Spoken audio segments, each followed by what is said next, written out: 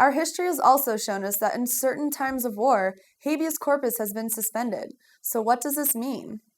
Well, can you imagine being thrown in a dungeon with an iron mask indefinitely? Sounds like something that happened around 200 years ago in colonial England. It doesn't seem like something that would happen now. Well, in present day, people have been placed in solitary confinement indefinitely as a result of the Military Commissions Act. The Military Commissions Act of 2006 has raised many concerns regarding our constitutional rights. According to the ACLU, the Military Commissions Act gives the president the absolute power to decide who is an enemy combatant and to imprison people indefinitely without charges. Removes the constitutional due process right of habeas corpus, our basic right to have a court review of why you are being detained. Allows conviction based on evidence that can be beaten out of a witness or obtained through other abuse by either the federal government or another country. Grants immunity to government officials who authorized or ordered illegal acts of torture or abuse. It also gives the president the ability to define what is and what is not torture and abuse, even though the Geneva Conventions already give us that guide. The Military Commissions Act undermines many of the rights guaranteed by our Constitution.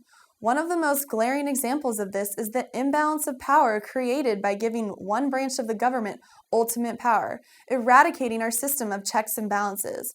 Possibly the most unsettling aspect of this bill is that it grants law-breaking government officials immunity.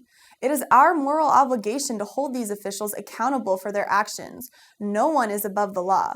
So what does this mean for America?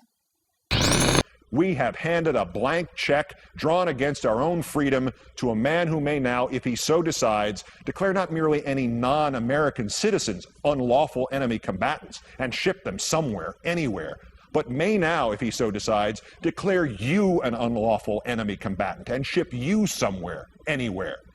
And if you think this hyperbole or hysteria, ask the newspaper editors when John Adams was president, or the pacifists when Woodrow Wilson was president, or the Japanese at Manzanar when Franklin Roosevelt was president.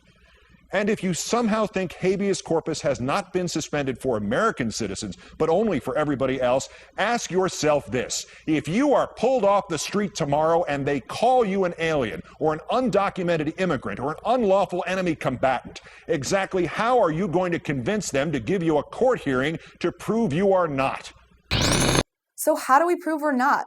Well, let's urge our representatives to repeal the Military Commissions Act and restore habeas corpus.